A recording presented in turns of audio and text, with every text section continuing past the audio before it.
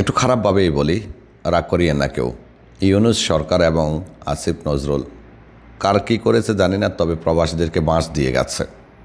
যে পরিমাণ হয়রানিতে প্রবাসীদেরকে ফেলেছে, এমআরপি পাসপোর্ট বন্ধ করে পাসপোর্ট বাধ্যতামূলক করে প্রতিনিয়ত ভুক্তভোগী প্রবাসীর সংখ্যা বাড়ছে। কয়েক লক্ষ প্রবাসীর পক্ষে এমআরপি থেকে পাসপোর্টে ফিরে যাওয়াটা খুবই কঠিন হয়ে যাচ্ছে। বর্তমানে এমআরপি পাসপোর্ট হচ্ছে না, এটা সবাই জানে, কিন্তু পাসপোর্ট বানানোর জন্য যে শর্ত, সেটা কিন্তু অনেক প্রবাসী মানতে পারছে না। কিভাবে মানবে? আমরা অনেকে দেশ থেকে আসার সময় বয়স বাড়িয়ে আসছি, নামের ভুল ছিল, অনেক সময় আমাদেরকে দালাল পাসপোর্ট বানিয়ে দিয়েছে নিজের মতো করে। এখন সৌদিতে যদি কেউ পাসপোর্ট করতে চায়, তার প্রয়োজন হবে একেবারে নির্ভুল জন্ম নিবন্ধন অথবা নির্ভুল এনআইডি কার্ড, যেটা এমআরপির সাথে হুবহুব মিলতে হবে।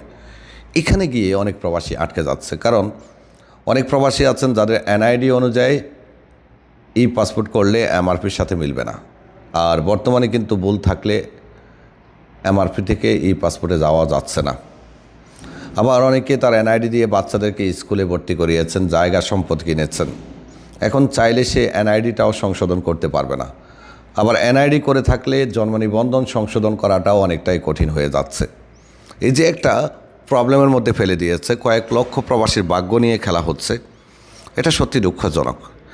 আমি মনে করি যে আমাদের বর্তমান সরকারের উচিত হয় এমআরপি পাসপোর্ট পুনরায় চালু করুক, অথবা সংশোধনের প্রক্রিয়াটা আরও সহজ করুক। মানুষ যাতে খুব সহজে জন্ম নিবন্ধন সংশোধন করতে পারে অথবা এনআইডি সংশোধন করে পাসপোর্টে ফিরে যেতে পারে, পাসপোর্ট করতে পারে। না হলে আমার মনে হয় কয়েক লক্ষ প্রবাসীর পক্ষে আগামী বছর ইকামা বানানো কঠিন হয়ে যাবে। পাসপোর্টের মেয়াদ শেষ তো ইকামাও হবে না। তো আমি আশা করব বর্তমান সরকার এই বিষয়টি অন্তত বিবেচনায় নেবে। বিশেষ করে সৌদি আরবে যাদের পাসপোর্টে গরমিল আছে, তারাই সবথেকে বড় ঝামেলার মধ্যে পড়ে যাচ্ছেন।